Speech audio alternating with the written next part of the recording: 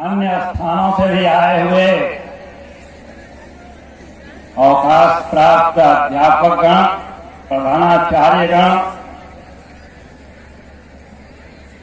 अन्य सम्मानित सज्जन वृंद,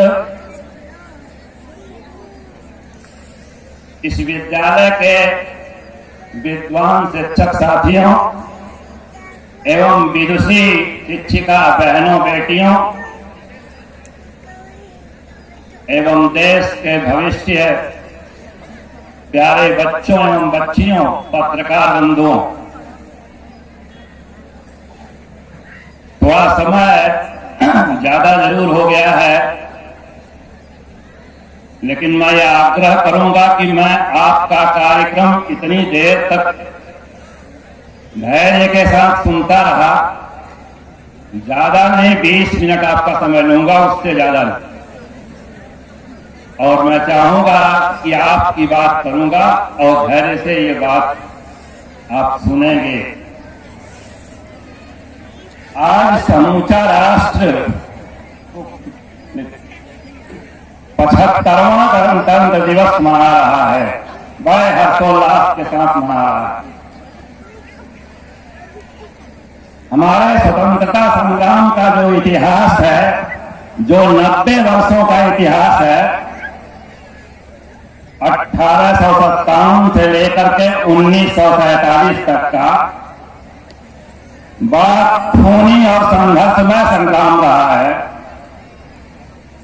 मैं इस अवसर पर उन बलिदानियों और अमर सपूतों को, उनकी शहादत को मैं सलाम करता हूं और मैं उन्हें श्रद्धा सुमन अर्पित करता हूं। ऐसे मौके पर मैं कुछ अमर बलिदानियों का नाम भी आपके सम्मुख रख करके उनको श्रद्धा सुमन अर्पित करना अपना धर्म समझता हूं। ऐसे बलिदानियों में मंगल पांडे, खुदीराम बोस, मदन लाल ढीगरा, वीर सावरकर, अशफाक उल्लाह खां, राम प्रसाद बिस्मिल, राजेंद्र लहरी, गणेश शंकर विद्यार्थी, जतेंद्रनाथ दास, सरदार भगत सिंह, राजगुरु, सुखदेव, चंद्रशेखर आजाद, सुभाष चंद्र बोस और ऊधम सिंह का नाम प्रमुख। मैं ये कहना चाहता हूं कि ये नाम तो इतिहास के पन्नों में रख दिए गए हैं, लेकिन ऐसे बहुतों हजारों नाम जिन्होंने अपने प्राणों की आहुति तो दी, लेकिन वो इतिहास के पन्नों में नहीं आ सके। इस अवसर पर मैं उन सभी लोगों को भी श्रद्धा सुमन अर्पित करता हूं। प्यारे बच्चों, इस स्वतंत्रता संग्राम में भाग लेने वाले और स्वतंत्रता पाने के बाद देश को आगे बढ़ाने में कुछ लोगों का नाम भी मैं आपके सामने रखना चाहता हूं। ऐसे नामों में दादा भाई नौरोजी, सुरेंद्रनाथ बनर्जी,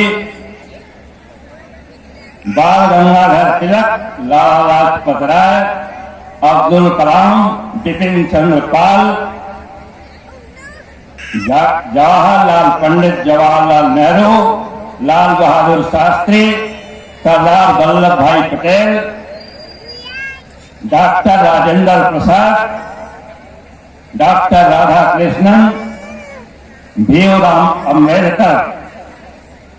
कुछ नामों को मैंने आपके सामने रखा, उन्हें भी मैं आज इस अवसर पर श्रद्धा सुमन अर्पित करता हूं और उनको विश्वास दिलाता हूं कि जिन उद्देश्यों को लेकर के आप लोगों ने यह आजादी दिलाई, हम सभी लोग उसे कायम रखने में अपना पुरजोर प्रयास करेंगे।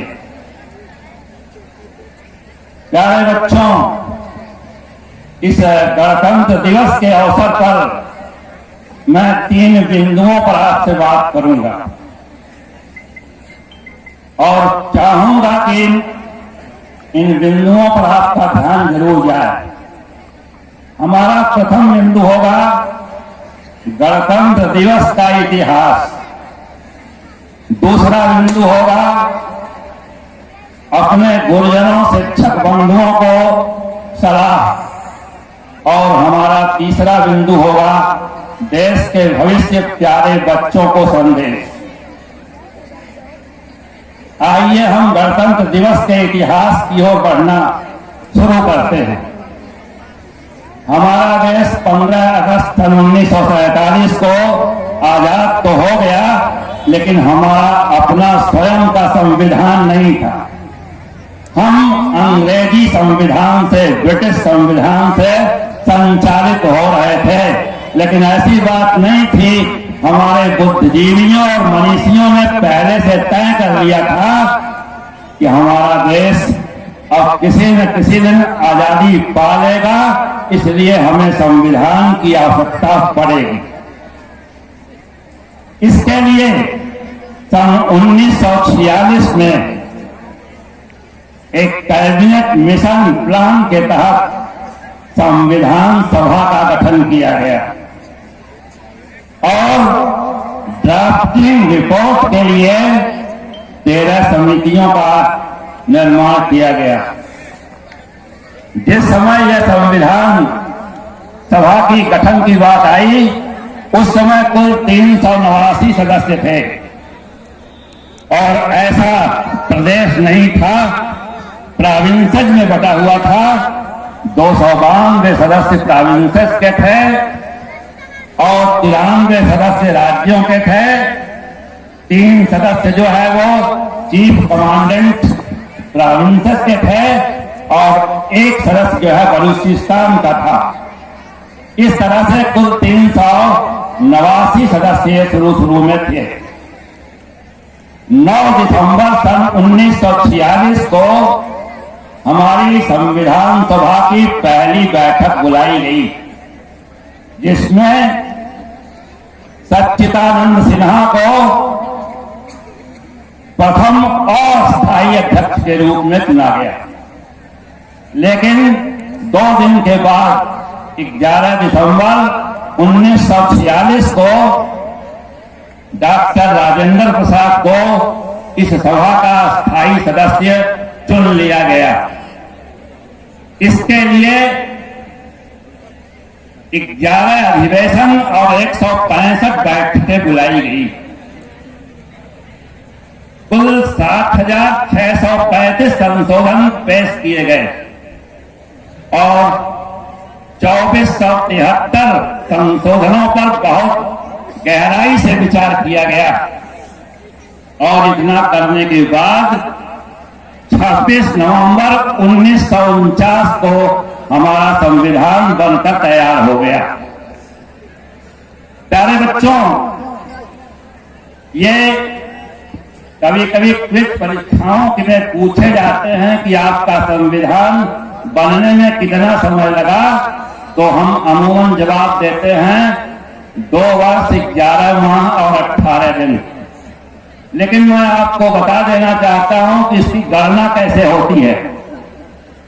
यह पहली बैठक 9 दिसंबर 1946 को बैठाई गई थी। आप 9 दिसंबर 1946 से जोड़ना शुरू करिए और 26 नवंबर 1949 को तैयार हो गया। यही इसके बीच का पीरियड 2 वर्ष 11 माह 18 दिन आएगा। हमारा संविधान 26 नवंबर को तैयार हो गया 49 में, लेकिन इसे लागू क्यों नहीं किया गया? एक ऐतिहासिक घटना का जिक्र मैं करना चाहता हूं।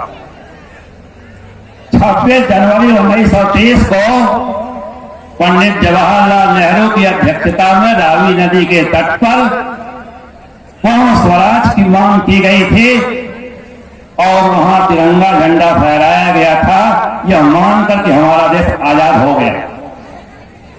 तो उस 26 जनवरी को जीवित रखने के लिए, कायम रखने के लिए हमारे बुद्धिजीवियों ने यह तय किया कि 26 नवंबर के बजाय इसको 26 जनवरी 2 महीने बाद लागू किया जाए।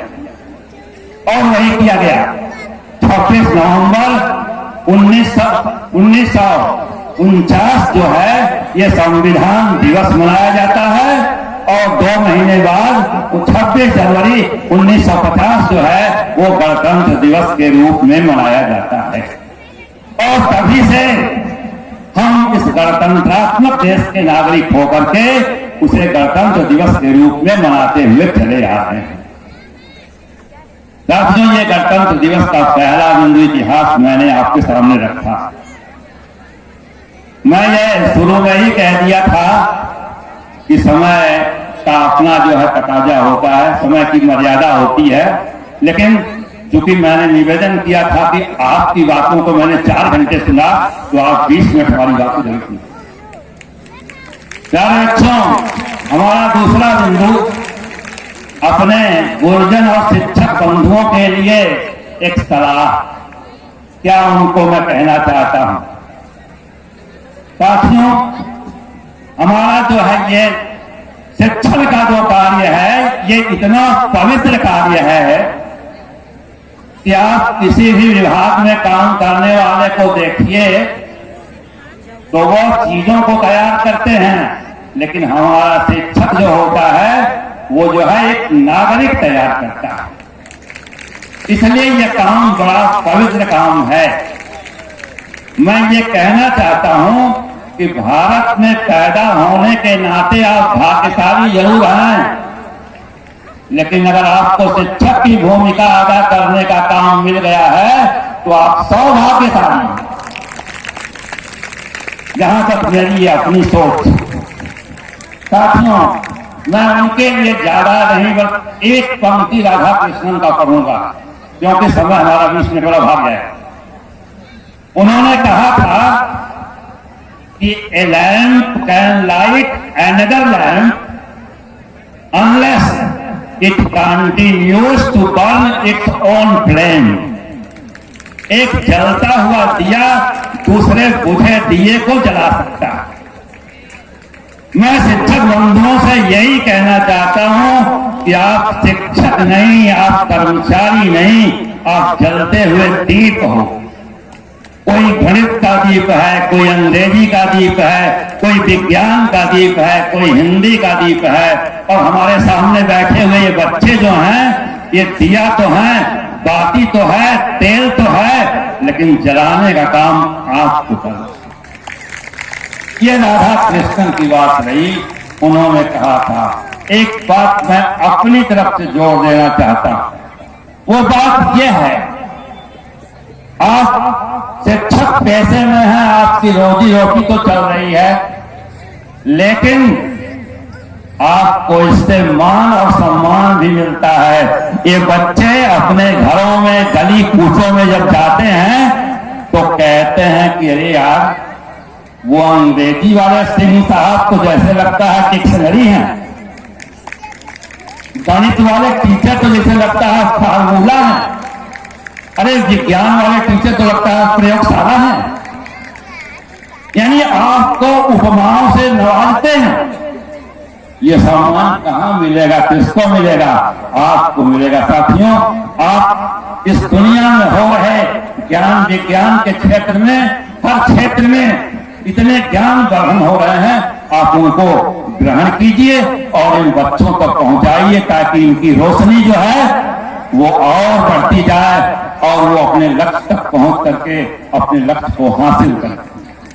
साथियों, प्यारे बच्चों, 2 बिंदुओं को मैंने टच कर लिया।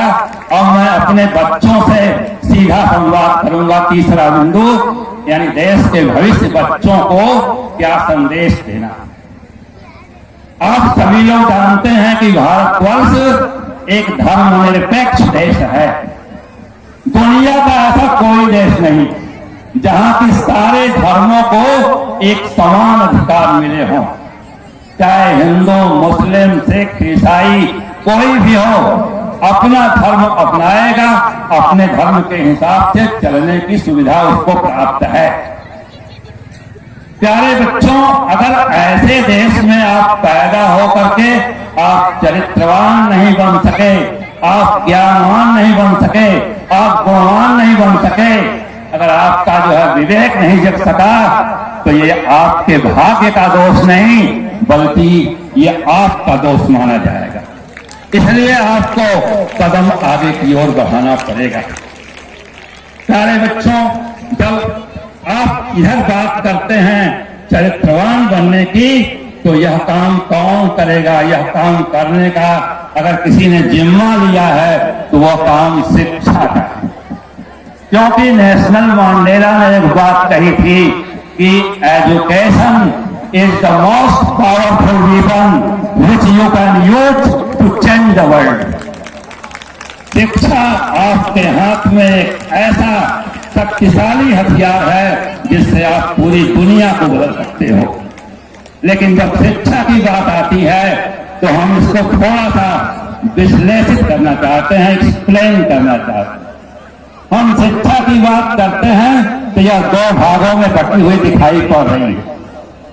एक थियोरेटिकल नॉलेज जिसको हम सैद्धांतिक शिक्षा कहते हैं, और एक प्रैक्टिकल नॉलेज जिसको हम कहते हैं व्यवहारिक शिक्षा। आज किसी गार्जियन से पूछिए, किसी बच्चे से पूछिए, तो उसका सारा जोर सैद्धांतिक शिक्षा पर है।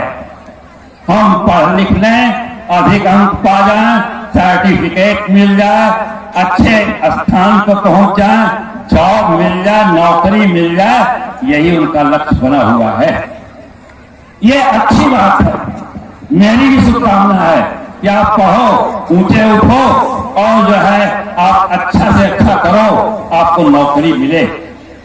लेकिन एक जो है व्यवहारिक पक्ष आपका छूट रहा है, जो यहाँ शिक्षा इस विद्यालय में मिलती है, हमें बड़ी खुशी होती है।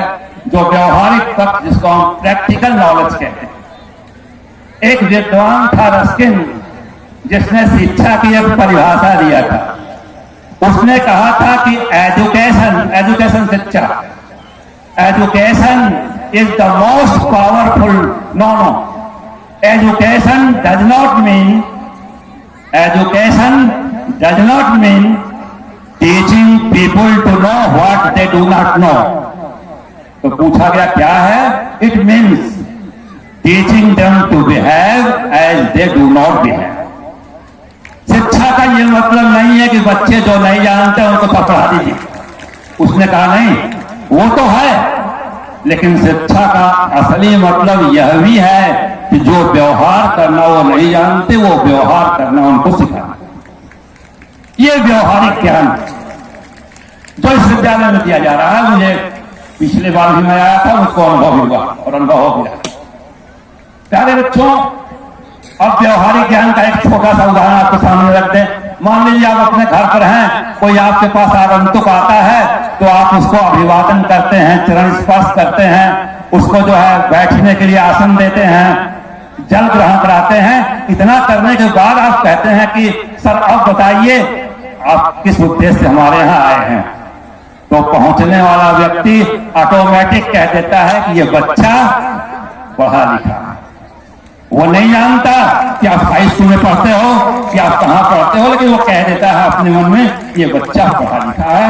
That is practical knowledge. यही जो है व्यवहारिक ज्ञान है, और आपके अंदर ये ज्ञान आना चाहिए। आप कलेक्टर बन जाओ, लेकिन आप अपने माता पिता, गुरु और समाज के बड़े बूढ़े लोगों का आदर न करो तो आपका कलेक्टर बनना कोई बहुत बड़ा माने नहीं।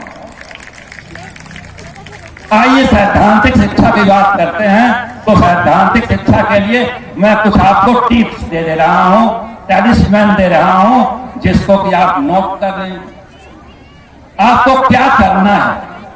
पहला काम, आपको विनम्र बन के अभिवादनशील बनना है। विनयी लगते ज्ञानम।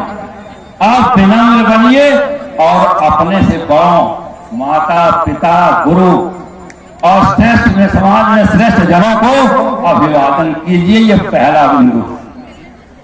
दूसरा बिंदु है टारगेट।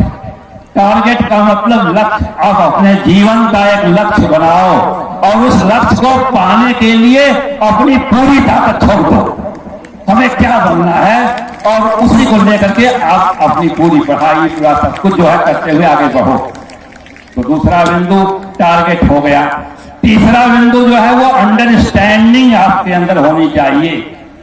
आप रटिए फार्मूला रखिए और सारी चीजें रखिए, लेकिन आपको विषय वस्तु को समझना बहुत जरूरी है अगर आप अपना आगे बढ़ना चाहते हो तो।